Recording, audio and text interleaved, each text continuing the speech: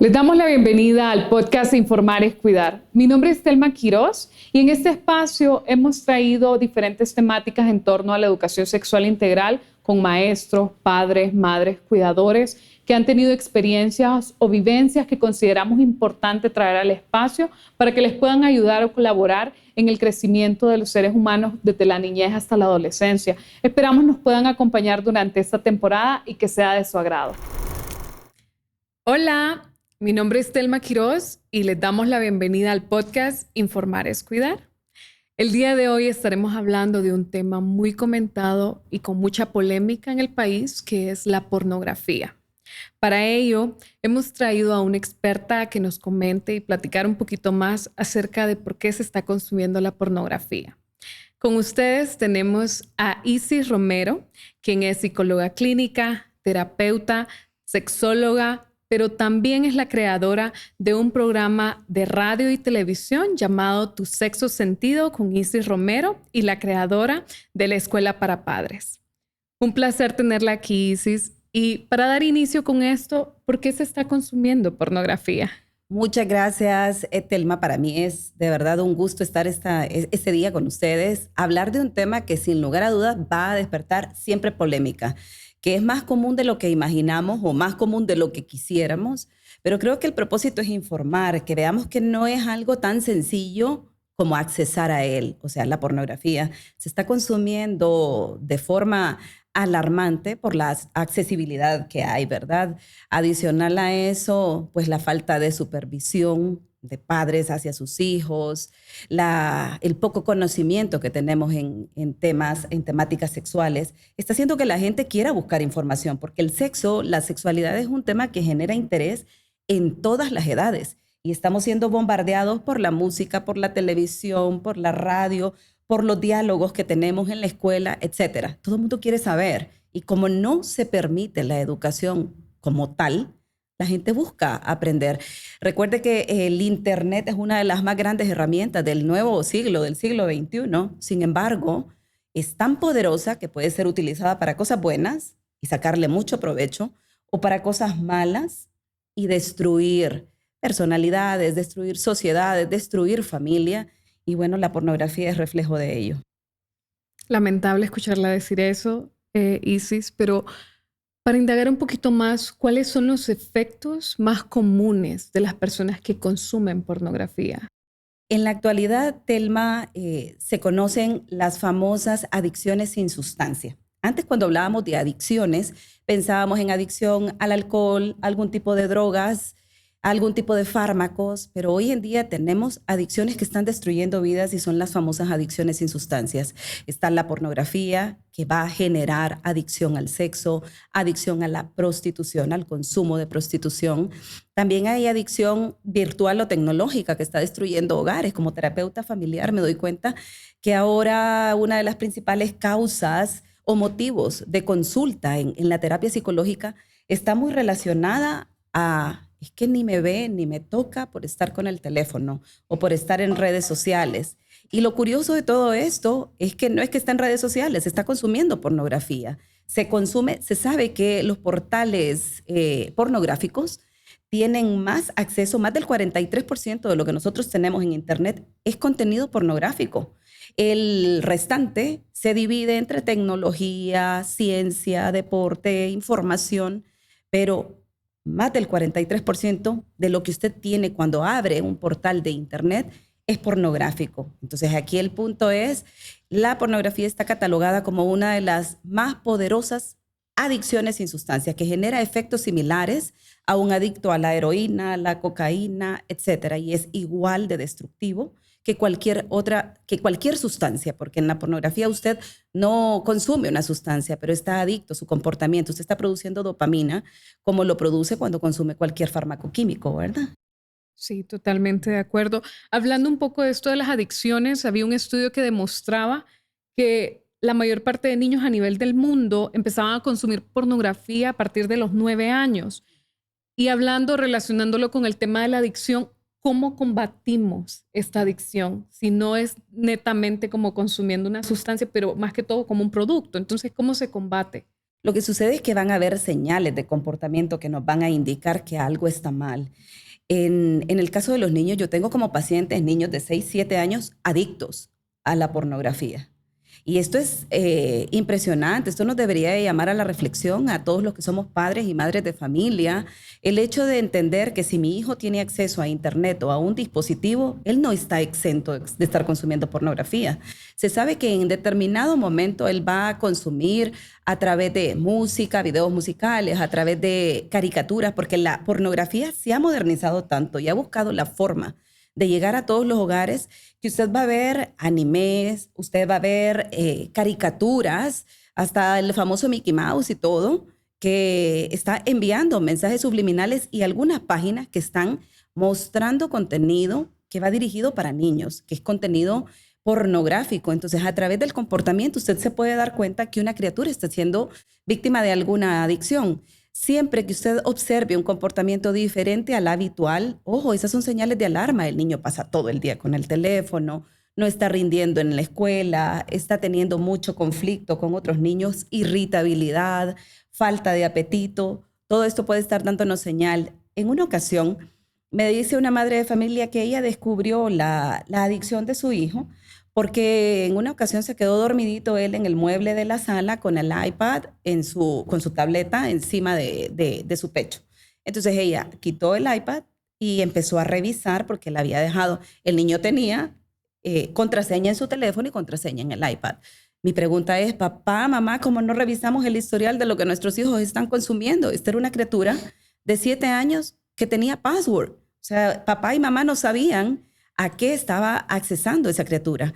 Cuando ella empezó a revisar el historial, dice, yo quedé alarmada porque empecé a ver cosas que en mi vida yo había visto como adulta, que era algo que consumía mi hijo, desde pedofilias, desde parafilias, todo tipo de prácticas sexuales aberrantes que pueden distorsionar la capacidad de discernimiento de un niño, que pueden distorsionar la salud mental de una criatura, su afectividad, la forma como se relaciona con su entorno.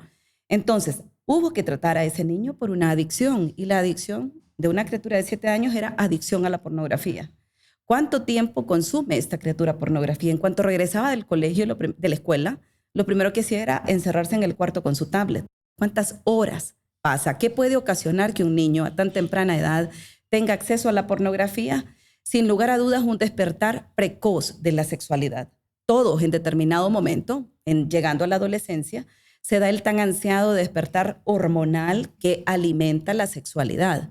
Pero es triste que ahora estemos viendo cada vez a más temprana edad niños hipersexualizados, niños que despertaron el interés e incluso prácticas sexuales a más temprana edad.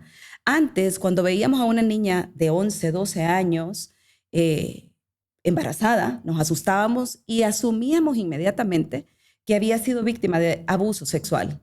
Hoy por hoy, Telma, las cosas han cambiado. Están empezando cada vez a más temprana edad por relaciones sexuales consensuadas. O sea, niños que de mutuo acuerdo deciden iniciar una vida sexual, que están teniendo prácticas sexuales como el jugueteo con sus genitales, el manoseo, a bien temprana edad. Entonces, ¿qué es lo que sucede con la pornografía? Hace que el niño inicie cada vez más temprano la vida sexual, que cosifique sus relaciones sexuales, que no vea la sexualidad con la naturalidad y con la salud que debe verse la sexualidad, sino con el matiz de perversión que vende la pornografía. Entonces es más grave de lo que nosotros podemos ver, ¿verdad? Esto realmente debe ser un tema que debe ponerse en discusión con las autoridades, con los maestros, con los padres de familia, para ver qué alternativas tenemos, porque no podemos vetarlos de la tecnología, pero sí podemos supervisar el consumo de nuestros hijos. Excelente, sí, como de qué formas los padres estamos haciendo ese trabajo de ver qué es lo que se está consumiendo y cómo, de qué horas a qué horas, qué programas, o con lo que decía, se me vino el nombre del hentai, que es esta pornografía asiática, ¿no?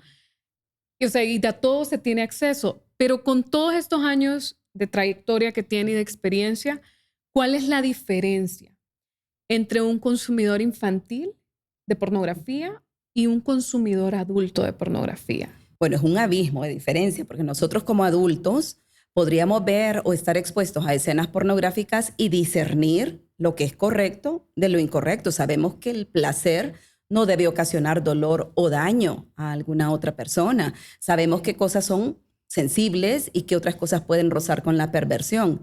En el caso del niño, el niño está aprendiendo. El niño tiene su cerebro todavía inmaduro, está aprendiendo valores, está aprendiendo comportamientos, está aprendiendo forma de relacionarse. Lamentablemente, el sistema educativo no cuenta con educación sexual dentro de la currícula académica y esto nos limita. Entonces, ¿qué sucede? El niño dice, esto es sexo, y vemos cómo se cosifica, se denigra la imagen de una mujer, cómo la industria pornográfica alimenta el placer masculino y el sufrimiento y la sumisión femenina. Entonces el niño piensa que eso que está viendo es normal, que tiene que tener ese cuerpo escultural, que tiene que tener esas prácticas crueles e inhumanas. Es importante destacar que se han hecho estudios de la industria pornográfica y todos los actores y actrices pues tienen en su sistema drogas, de alguna manera analgésicos para aguantar el dolor de esas prácticas inhumanas que se venden como frascos de placer. Porque la gente ve una película porno y piensa qué placer están experimentando. La pornografía dista mucho de lo que es sexualidad sana. Ni es tan duradera, ni tenemos esos cuerpos perfectos y esculturales, ni nada de lo que estamos viendo ahí es totalmente sano. Entonces los niños están educándose a través de la pornografía. Están aprendiendo a ver el comportamiento humano, cómo se vive y cómo se expresa a través de la pornografía. Hay estudios curiosos, Telma, que indican que en todos los perfiles de asesinos seriales han tenido una característica en común, y es que todos han sido adictos a la pornografía. ¿Qué quiero decir con esto? Que nos vende mucha violencia, nos desensibiliza, porque en realidad nos hace ver a la otra persona como un objeto. Recuerde que la pornografía también se pervierte al punto de utilizar animales, de utilizar niños. Lamentablemente la pornografía infantil está siendo un flagelo perseguido a nivel mundial, pero no por esto quiere decir que no se está creando o consumiendo. Entonces, esa es la enorme diferencia, que usted como adulta al consumir pornografía puede darse cuenta qué actuación es real y qué no. Quizá ya hemos tenido relaciones donde hemos vinculado emociones, sentimientos, nos hemos enamorado, pero un niño no. El niño está aprendiendo. Entonces, a través de un video, él aprende lo que cree, entre comillas, que es correcto. Y si no hay un adulto que le explique, que le indique que eso no es correcto, eso es con lo que él crece. A partir de ahí se desarrollan incluso muchas disfunciones sexuales, que eso es importante hablarlo, ¿verdad? Las disfunciones sexuales tanto en hombres como en mujeres que se derivan por el uso indiscriminado de pornografía. Interesante conocer y saber acerca de que no solo es el hecho de estar consumiendo pornografía, sino también lo que esto atrae o las consecuencias que podría llegar a tener una persona, ¿no? Y usted mencionó algo acerca de los roles de género, porque sabemos que, como lo mencionaba, la violencia dentro de la pornografía, ¿de qué forma la pornografía como reafirma o le da más poder a estos roles de género y cómo afecta al individuo al final?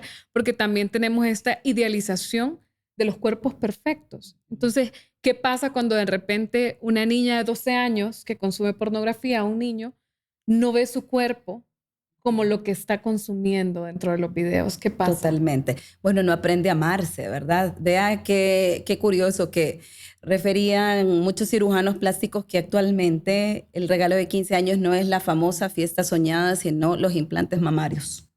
Para que ustedes se hagan una idea, he tenido en muchas ocasiones a cirujanos plásticos como invitados en el programa y ellos alarmados dicen cada vez son más tempranas las edades en que llegan incluso chicos jóvenes, varones, a que les estructuren en armonía su cuerpo, que les pongan los cuadritos, que les hagan las lipoesculturas.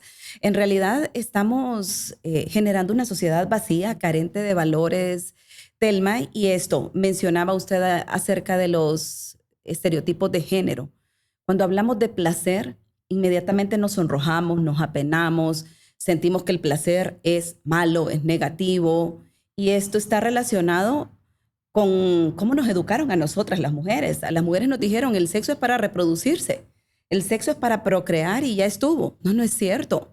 La mayor parte de las parejas jóvenes hoy en día están decidiendo no ser padres de familia y dedicarse a viajar, a construir sus casas, a tener diferentes proyectos de vida que van más allá del hecho de convertirse en padres o madres de familia. Entonces, no es cierto que nuestro rol como mujeres se limite a la procreación. No, nosotras también podemos sentir placer igual o más que en el hombre. Y ahí esa expresión de que el hombre es más sexualmente activo que la mujer o el hombre tiene más deseo sexual que la mujer, no es cierto.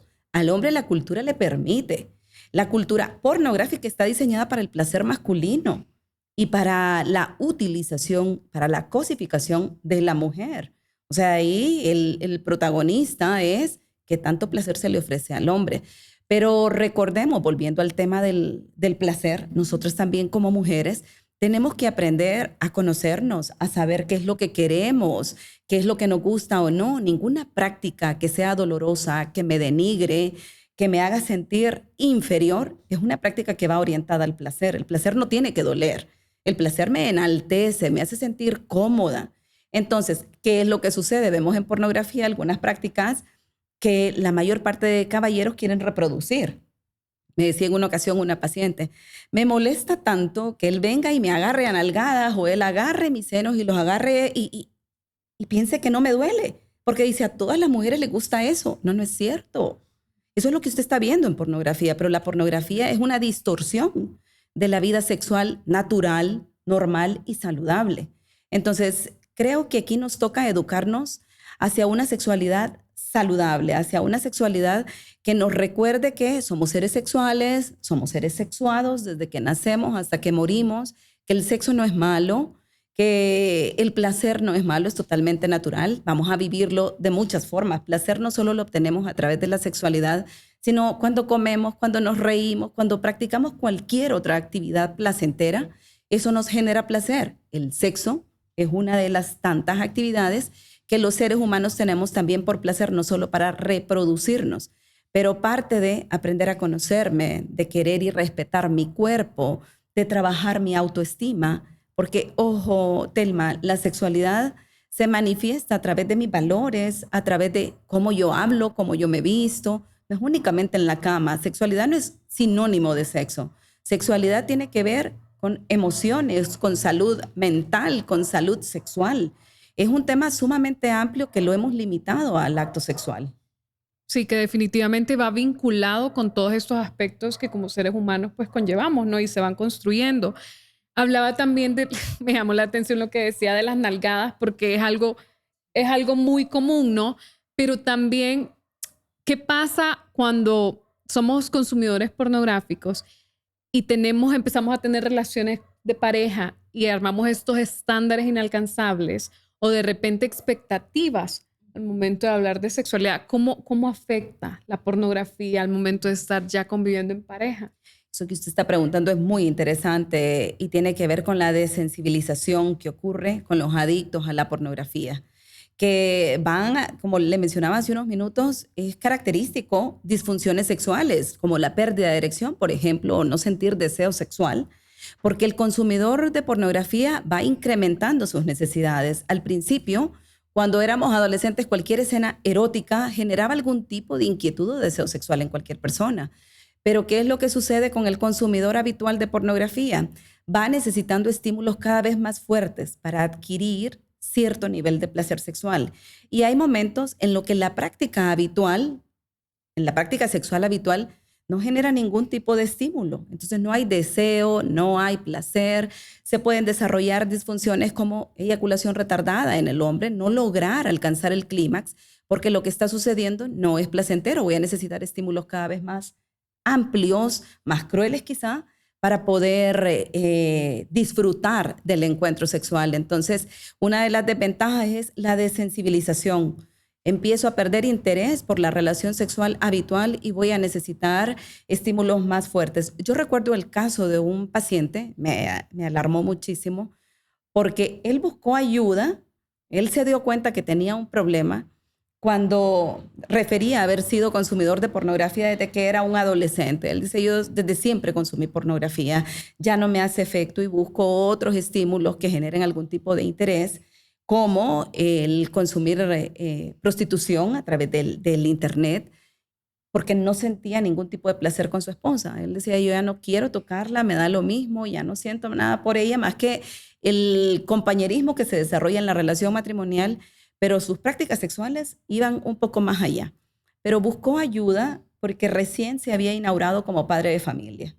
Entonces, refirió, empecé a sentir placer en el hecho de ver a mi criatura cuando yo la bañaba, cuando yo la cambiaba, y dije, esto está mal. O sea, aquí necesito ayuda. Entonces, creo, Telma, que tendríamos que preguntarnos ahora, ¿por qué tanto abuso sexual? ¿Por qué tanto morbo en todo lo que vemos? Y tiene mucho que ver con que la industria pornográfica es la industria más lucrativa que hay y está buscando las formas más creativas de llegar a todos los sectores, desde niños, adolescentes, hombres y mujeres. Y esto está dañando nuestras relaciones humanas, nuestra vida sexual saludable la está dañando, la está echando a perder. Entonces, en este caso, él buscó ayuda no por él o por su matrimonio, sino porque entendió que no era sano sentir atracción o deseo hacia una niña, en este caso su hija. Y esto lo vemos en nuestro país, lamentablemente es un mal del que nadie quiere hablar, pero en radio he tenido experiencias realmente alarmantes, testimonios alarmantes, donde el hecho de padres que se involucran con hijas, niños que son abusados por sus mismos hermanos mayores, por tíos, abuelos, es el diario vivir, no solo en el interior del país, también en nuestra ciudad. Aquí pensamos que esto es exclusivo de personas de escasos recursos o de un nivel educativo bajo. No es cierto. El abuso sexual infantil se está dando en todos los sectores, a todos los niveles, y a vista y paciencia no solo de las autoridades, sino de muchas madres o de otro adulto que supervise a los niños y que saben que eso no es correcto. Lamentable tener que hablar de estas realidades que cada día pues las vivimos y son latentes en Honduras y no son alejadas de nuestra realidad. Y desgraciadamente sabemos que Honduras es uno de los países con más altos índices de embarazo en niñas y en adolescentes y que, como lo decíamos al inicio todos lo relacionan con abuso, pero también con el tema de que a veces sí son consensuadas. Entonces, ¿qué está pasando con eso también? Hablando un poquito más acerca ya como realidad nacional, no se mantiene ninguna ley en contra de, bueno, sí en contra de la pornografía, pero ¿qué pasa a la gente que es adicto o que de repente se le tiene un cargo legal en contra debido a abusos? ¿Qué pasa? Lo que pasa es que estamos en pañales en nuestras leyes, ¿verdad, Telma? Aquí es importante saber que la pornografía es legal. O sea, definitivamente el Estado no tiene por qué venir a penalizar el consumo de pornografía porque eso es legal. Esto queda a criterio de cada uno de nosotros. Es como el alcohol es legal. Allá usted y su conciencia y su responsabilidad. Creo que este es un llamado más que todo para los padres de familia. El control lo tenemos nosotros como padres de familia. Casi siempre estamos buscando un responsable de nuestra negligencia y los responsables de los resultados que tienen nuestros hijos somos nosotros como padres. Yo invito a que regresemos a la vieja escuela, en donde era papá y mamá quienes tenían la última palabra en casa, educábamos en valores. Las escuelas van a transmitir conocimientos a nuestros hijos, pero los valores se aprenden en casa. Creo que estamos siendo papás muy light, papás que estamos compensando la ausencia porque trabajamos tanto y no tenemos tiempo para nuestros hijos. Estamos compensando esa ausencia con permisividad absoluta, con darle todo a manos llenas a nuestros hijos sin enseñarles a que se lo ganen, sin enseñarles valores. Hablen de sexualidad con sus hijos, no le tengan miedo a este tema. Lo que sí, a lo que sí deben temerle es a la ignorancia. La ignorancia se paga caro. Y como bien lo decía Telma, se paga con embarazo, adolescente. En nuestro país es impresionante la cantidad de niñas embarazadas. Honduras es el segundo país de América Latina con más incidencia de niñas embarazadas. Y para aquellos que piensan que esto corresponde a abuso sexual, no es cierto. Menos del 1% de la cantidad de adolescentes embarazadas están embarazadas por un embarazo, por una violación, perdón. El 99% tiene que ver con relaciones sexuales consensuadas y por relaciones sexuales sin ningún tipo de cuidado o prevención. Esto nos debe levantar alarmas también para saber cómo están las infecciones de transmisión sexual en Honduras, cómo está el incremento de VIH en nuestro país, en donde más del 60% de los nuevos casos son jóvenes menores de 18 años que contrajeron la infección, sobre todo en el primer contacto sexual. O sea, niñas que se embarazan en su primer contacto sexual, jóvenes que se enferman de cualquier infección de transmisión sexual en su primer contacto sexual. Entonces, cuando hablamos de educación sexual, yo les pregunto a los papás, ¿en algún momento ha tenido alguna conversación con sus hijos? Si su niño tiene más de 6 años o tiene un dispositivo al alcance de Internet, su hijo ya tuvo algún tipo de exposición sexual. Entonces, la pregunta es, ¿ha hablado? Si la escuela no lo habla, si la iglesia no lo habla, lo tiene que hablar papá y mamá. La educación sexual efectiva empieza en casa, por eso hay que promover la educación. Recuerden que sexualidad es más que sexo. Los padres se alarman cuando se les dice hable de sexualidad con sus hijos porque piensan que les van a hablar de posiciones sexuales, de coito en sí, y no es eso. La sexualidad parte de prevenir un abuso sexual, prevenir el inicio de una vida sexual prematura, porque los estudios también nos indican que aquellos jóvenes que reciben educación sexual familiar tienden a retrasar en un promedio 3 años su vida sexual. Quiere decir que sin educación sexual iniciamos 13, 14 años, con educación sexual familiar, el joven va a retrasar el inicio y va a tener prácticas sexuales protegido, ¿verdad? O sea, el ideal quisiéramos que nuestros hijos tuvieran o iniciaran su vida sexual cuando ya tienen la madurez física y mental para hacerse responsables de sus actos. Pero la realidad que vivimos es otra. Entonces nos toca blindar a nuestros hijos. ¿Y cómo los blindamos?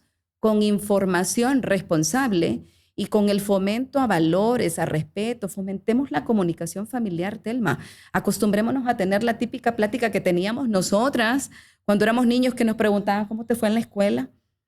Y escuchar, ver un tema de interés y utilizarlo como oportunidad para hablar con tus hijos. Tener el control de tus hijos no es imponerte, sino aprender a conocerlos y propiciar esas conversaciones que muchas veces son incómodas. Pero papá, mamá, utilicen ustedes también el teléfono o el internet para educarse. Cuando decimos es que no sabemos cómo hacerlo, por Dios, si pasamos todo el día en redes sociales, pasamos todo el día con el teléfono en la mano, busquen información. Que como les mencionaba, el internet es la biblioteca virtual que tiene de todo. No solo busquen estar estoqueando en redes sociales. De verdad que tenemos que instruirnos un poco. La educación es la mejor herramienta de prevención. La educación es poder. La educación es poder. Y con eso, hablando un poquito más, creo que lo hablábamos antes de entrar al set. Yo creía o he hablado con otros padres o cuidadoras que es complejo, o de repente lo que hablábamos, el tema de la vergüenza, ¿no? De hablar de sexo, porque creemos que se limita al tema del coito. Pero también el tema de que de repente estas generaciones nunca nadie les habló de sexo. Entonces, ¿quién fue en realidad el encargado de educarlos, no? Y lo que me decía, el tema de poder como acceder a internet y poder enseñarle a sus hijos y tener estas conversaciones más triviales que nos pueden llevar a cambios sistemáticos en la vida de ellos, ¿no? Pero, ¿qué le diría, Isis, a esos padres, cuidadores? Porque sabemos que hay muchas familias que de repente papá y mamá pues están ausentes, tal vez uno, tal vez ambos. Entonces, ¿qué le diría a esas personas que tienen a un menor con ellos, a su cuidado? ¿Cómo de qué forma? ¿Con qué empezar? ¿Qué pasitos empezar a dar cuando sabemos que tal vez es un tema que nos abruma mucho, que nos da vergüenza hablar? ¿De qué forma lo hacemos? Bueno, yo creo que nunca había sido tan difícil ser padre o madre de familia como es en este momento. O sea, lo tenemos todo al alcance. La cultura light, todo con el menor esfuerzo posible. Sí tenemos un reto grande, Telma, sobre todo porque estamos viviendo dos extremos. El ser sumamente conservador y cerrado en términos sexuales o ser demasiado libertino y muy ligero para abordar la temática. Aquí el punto es reconocer que la sexualidad siempre ha sido un tema de interés, pero también ha sido un tema delicado que se ha abordado con mucha ligereza. Para que el hablar de sexualidad sea efectivo, tenemos que leer, tenemos que educarnos, no solo tener la buena intención, porque se puede tener la mejor intención, pero si no tiene el conocimiento o si es víctima de sus propios prejuicios, ahí está la primera limitación. Usted va a educar desde el morbo. Eso no se dice, eso no se hace. Muchos padres piensan, sí, yo he hablado con mis hijos de sexualidad, pero ¿qué les has dicho? No lo vaya a hacer. Si usted hace esto, le va a pasar esto. Entonces, desde la cultura del miedo, nos venden miedo. ¿Por qué no educación? ¿Por qué no nos dicen que eso es normal, que eso es natural, pero que necesitamos madurez, necesitamos un tiempo, que lo aunemos a valores, que no hay nada más bonito que sea por amor con alguien que te ama, que te respeta, esperar los momentos? Las generaciones actuales nacieron con el internet en la mano. Las generaciones actuales nacieron con toda la información del mundo, pero no con los valores. Contrario a nosotros crecimos con muchos valores y carentes de información. Pero, ¿qué hace de nosotros seres humanos integrales? Definitivamente no solo el conocimiento, sino la calidad y la calidez humana. ¿Qué ser humano estamos dejando a la sociedad? Niños fríos, indiferentes, niños violentos, ¿o realmente estamos educando desde las reglas, los límites, la disciplina? Entonces, ¿cuál sería la invitación? Si viven con la abuela, si viven con la tía, buscar quien nos ayude, leer un poquito, tener la información y transmitirla. Hablábamos al principio, Telma, de las escuelas para padres. Cuando se creó el proyecto Escuelas para Padres fue precisamente por esa limitación. Las escuelas no pueden hablar de educación sexual con los niños porque los padres se alteran, se asustan y bueno, alguien tenía que educar. La mejor herramienta era llegar a los padres de familia. Que el propósito de las famosas escuelas para padres, en donde las instituciones citan a los padres para decirles cómo van sus hijos en la escuela, cómo van sus notas, etcétera, tuviese una connotación diferente, y es educar al padre para que eduque en casa. Que quien transmita la educación a sus hijos sea el padre, a través de la concienciación, o sea, que ellos sean conscientes de por qué es importante. La educación sexual va a evitarnos embarazos en niñas, infecciones de transmisión sexual, abuso sexual infantil, y también va a buscar retrasar lo más que podamos el inicio de una vida sexual en adolescentes. Y eso se hace a través de los papás, educar al papá. Entonces, o al cuidador o a quien esté a cargo. Entonces creo que las escuelas no deben, escuelas, universidades, colegios no deben quedarse de brazos cruzados diciendo es que no se puede educar. Eduquen a los padres de familia para que evitemos tanta deserción escolar por embarazo adolescente, por ejemplo, o tanto problema de salud que va acuñado a un historial de abuso sexual. Entonces, sí hay estrategias, solo que nos estamos centrando en los problemas, no en la prevención. Que se deberían de prevenir si tuviéramos más educación y tuviéramos este acceso a información y a dejar el tabú de lado. Muchísimas gracias, Isis, por esta cátedra acerca de cómo abordar a nuestros hijos y lo que la pornografía está haciendo por nosotros. Evitar que la pornografía sea el primer maestro en sexo de nuestros hijos, para poder prevenir todo esto que hablábamos, la precocidad, todo este tipo de problemas que se pueden venir desencadenando. Y bueno, y en los peores escenarios, como usted lo decía, estos rasgos de personas que pues tienden a ser muy violentas, poder como evitarlo, porque sí se puede, y la clave de todo esto es la educación. Con esto finalizamos el episodio del día de hoy. Muchísimas gracias por compartir y estar con nosotros en este episodio de Informar es Cuidar. Esperamos las palabras de Isis les haya hecho resonar, les haya hecho pensar o de alguna u otra forma reflexionar acerca de quién está enseñándole a nuestros hijos acerca de sexo. ¿O será que nosotros estamos haciendo la tarea de hablar con ellos de estos temas y no se lo estamos dejando a alguien más? Les invitamos a que comenten, compartan y nos digan en los comentarios qué les pareció el tema. Muchísimas gracias, Isis. Muchísimas gracias por estar con nosotros. Gracias, Telma. Esperamos les haya gustado este episodio del podcast Informar es Cuidar, compartiendo saberes, experiencias e inclusive conocimientos. Si les gustó, pueden dejar sus likes, comentarios o inclusive compartir con sus seres queridos. Hasta la próxima.